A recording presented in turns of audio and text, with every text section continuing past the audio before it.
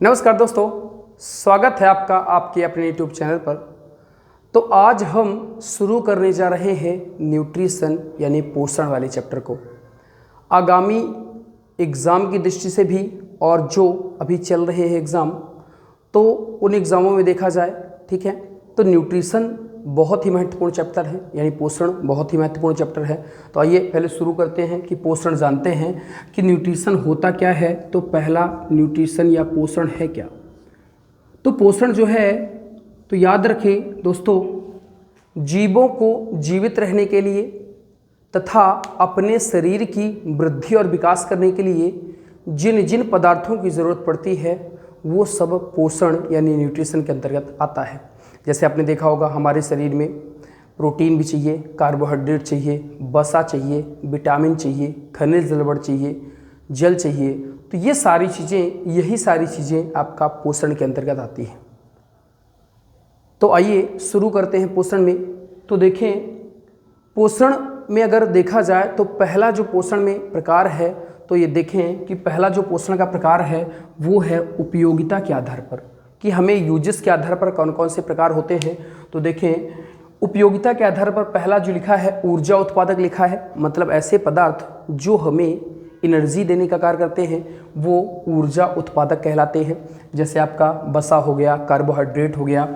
तो वसा और कार्बोहाइड्रेट जो है ये आपका कौन से होते हैं, ये ऊर्जा उत्पादक होते हैं।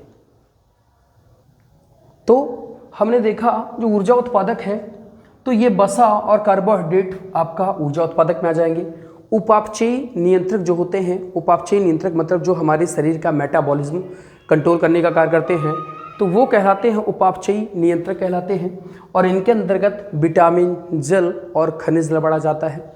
तीसरा आपके पास लिखा है वृद्धि और निर्माण पदार्थ, मैं यहाँ लिख देता हूँ इसको। तीसरा आपके पास है वृद्धि एवं निर्माण पदार्थ। निर्माण पदार्थ मतलब ऐसे पदार्थ जो हमारे शरीर की ग्रोथ करवाते हैं, यानी वृद्धि। तो अगला है आपका वृद्धि और निर्माण पदार्थ, मतलब ऐसे पदार्थ जो हमारे शरीर की ग्रोथ करवाते हैं, ठीक है, जैसे और हमारे शरीर का निर्माण करते हैं। जैसे प्रोटीन है, आपने देखा होगा कि जो लोग जिम जाते हैं तो मसल्स बनाते हैं, क्योंकि प्रोटीन्स खाते हैं, वो प्रोटीन पाउडर दिया जाता है। तो वो हमारे शरीर की क्या करते हैं, वृद्धि और शरीर का निर्माण करते हैं। टूट फूट, जो शरीर के अंदर टूट फूट हो जाती है जो कोशिकाएं, तो उनकी मरम्मत करने का कार्य प्रोटीन्स का होता है। बॉडी बिल्डिंग भी कहा जाता है प्रोटीन को, जो बॉडी बनाने का काम करती है, मसल्स बनाने का काम करती है। और चौथा आपके पास लिखा हुआ है अनुवांशिक पदार्थ। अनुवांशिक पदार्थ का मतलब है जेनेटिक पदार्थ, जो आपका क्या करते हैं, जो पीढ़ी दर पीढ़ी लक्षणों को आगे बढ़ाते हैं। इनमें आपका न्यूक्लिक अम्ल आता है, ठीक है, न्यूक्लिक अम्ल, डीएनए, आरएनए, सब ये न्यूक्लिक अम्ल जो हैं ये अनुवांशिक पदार्थ के अंतर्गत आते हैं। तो ये हमने देखा पोषण को उपयोगिता के बेस पर।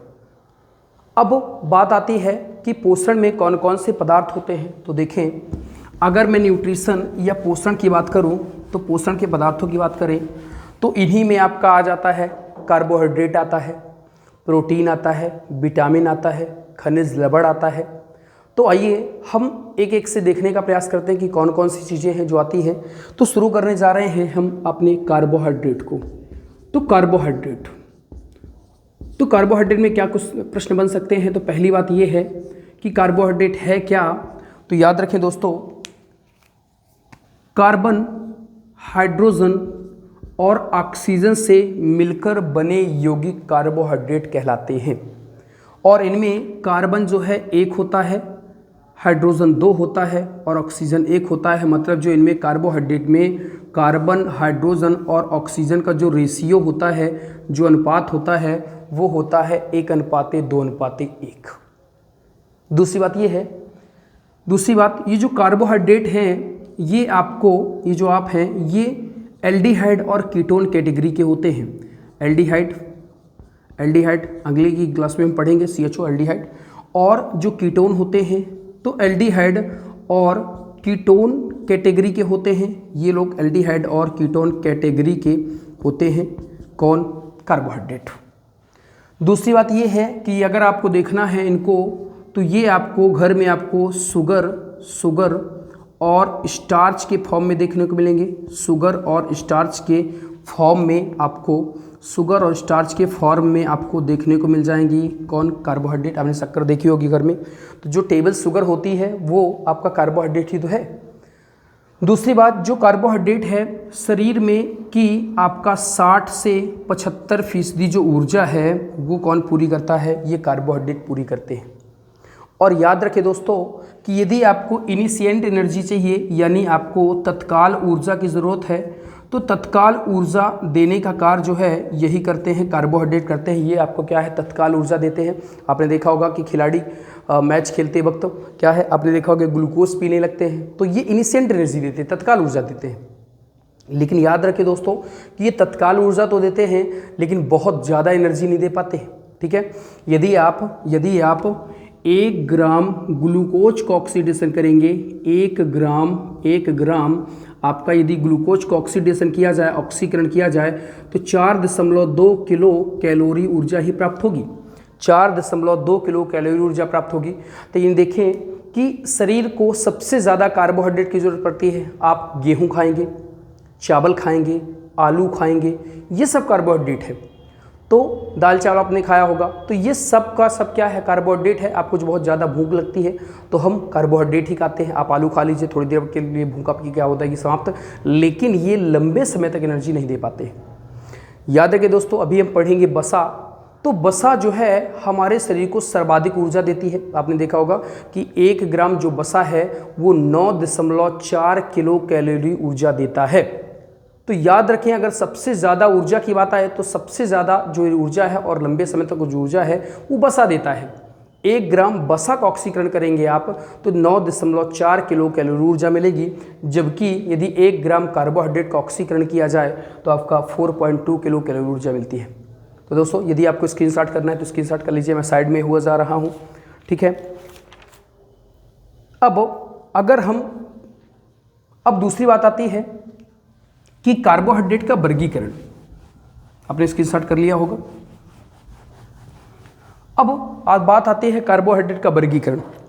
क्लासिफिकेशन कैसे करें भाई? कार्बोहाइड्रेट का वर्गीकरण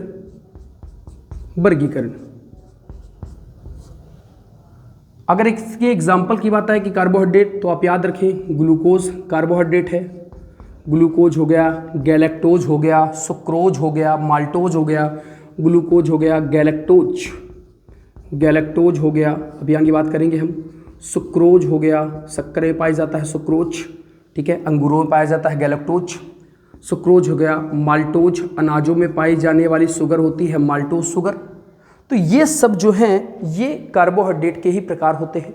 ठीक है, और यदि आप कार्बोहाइड्रेट की बात करें तो कार्बोहाइड्रेट आपको, जैसे आपने ग्लूकोज, जैसे मैंने कहा कि ग्लूकोज भी एक प्रकार का क्या होता है? कार्बोहाइड्रेट होता है। कैसे? ग्लूकोज का फार्मूला होता है C6H12 और O6। यदि आप इसको काटेंगे 6 कम 6, 6 दूने 12, 6 कम 6, तो देखिए कार्बन 1, हाइड्रोजन 2 और ऑक्सीजन 1। ये भी एक प्रकार का क्या होता है? ग्लूकोज होता है। ग्लूकोज भी प्रकार का क्या है? कार्बोहाइड्रेट है। आगे हम देखेंगे। तो कार्बोहाइड्रेट का क्लासिफिकेशन यदि मैं करूं, कार्बोहाइड्रेट का वर्गीकरण करूं, तो पहला जो वर्गीकरण हम कर रहे हैं, क्लासिफिकेशन कर रहे हैं कार्बोहाइड्रेट का, तो वो जल अपघटन के आधार पर कर रहे हैं। जल अपघटन के आधार पर मतलब जल में घोलने के आधार पर। तो जो पहला कार्बोहाइड्रेट का वर्गीकरण है वो है मोनोसैकेराइड। तो मोनोसैकेराइड याद रखें दोस्तों कि ऐसे कार्बोहाइड्रेट जो जल में घोले जाने पर आपका क्या है? पूरी तरह से जल अपघटित नहीं होते हैं, वो कहलाते हैं मोनोसैकेराइड। मतलब पूरी तरह से जल में घुलेंगे नहीं, ये मोनोसैकेराइड है। जैसे आपने देखा, पहला आपका होता है ग्लूकोज हुआ, ये भी मोनोसैकेराइड है। दूसरा गैलेक्टोज, ये भी आपका मोनोसैकेराइड है। एक होता है फ्रक्टोज, ये फलों में पाई जाने वाली शुगर होती है, ये भी प्रकार का क्या है? मोनोसैकेराइड है। मतलब इन सभी के फॉर्मूले C6H12O6, मतलब जिनका भी फॉर्मूला C6H12O6 है वो हमेशा कार्बन 1, हाइड्रोजन 2 और ऑक्सीजन 1 के रेशियो में होगा। तो ये हुआ मोनोसैकेराइड। दूसरा इनका जो वर्गीकरण है ये होता है ओलिगोसैकेराइड। ओलिगोसैकेराइड। तो याद रखें दोस्तों कि ओलिगो का मतलब होता है कुछ, मतलब ऐसे कार्बोहाइड्रेट जो जल में घोले जाने पर मोनोसैकेराइड की 2 से लेकर 10 इकाइयाँ तक देते हैं, 2 से लेकर के 10 इकाइयाँ तक आपका देंगे, तो वो कहलाते हैं आपका कौन सा, ओलिगोसैकेराइड। ठीक है, स्क्रीनशॉट कर लें, फिर आगे की बात करते हैं ओलिगोसैकेराइड में।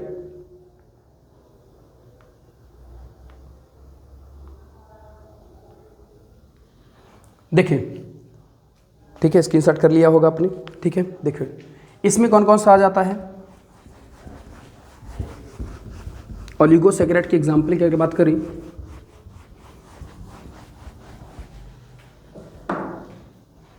तो ओलिगो के एग्जाम्पल जो है ओलिगोसैकेराइड, तो मैंने आपको बताया कि ये जल में घोले जाने पर कार्बोहाइड्रेट या मोनोसैकेराइड की 2 से 10 इकाइयाँ तक देते हैं, तो ये होते हैं ओलिगोसैकेराइड।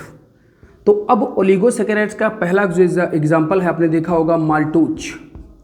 जो माल्टोज है ये आपका ग्लूकोज प्लस ग्लूकोज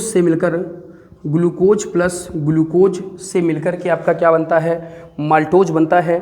तो ये भी एक प्रकार का क्या है आपका मोनोसैकेराइड, ओलिगोसैकेराइड है। इसका जो फॉर्मूला है ये होता है C12H22O11। इसका जो फॉर्मूला है मैंने बताया आपको कि ये आपका, जैसे आपने इसको जल में घोला तो ये 1 इकाई, ये 2 इकाई, तो 2 इकाई, 2 से 10 इकाई तक आएगा तो ये ओलिगोसैकेराइड होगा। और इन दोनों के फॉर्मूले C6, जो ग्लूकोज का फॉर्मूला होता है C6H12 और O6, इसका भी C6H12 और O6। दूसरा जो आपसे एग्जाम में पूछा जाता है, आपसे एग्जाम में ये भी पूछ सकता है कि माल्टोज किससे किससे मिलकर बनता है, तो ग्लूकोज और ग्लूकोज से मिलकर माल्टोज बनता है, और ये अनाजों में पाई जाने वाली शुगर होती है। ठीक है, दूसरा जो है ग्लूकोज और फ्रक्टोज से मिलकर के, ग्लूकोज प्लस फ्रक्टोज से मिलकर के बनता है आपका सुक्रोज।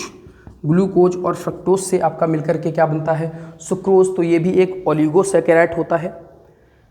जो अगर मैं तीसरे की बात करूं, लैक्टोज होता है, ग्लूकोज और गैलेक्टोज से मिलकर बनता है। Glucose plus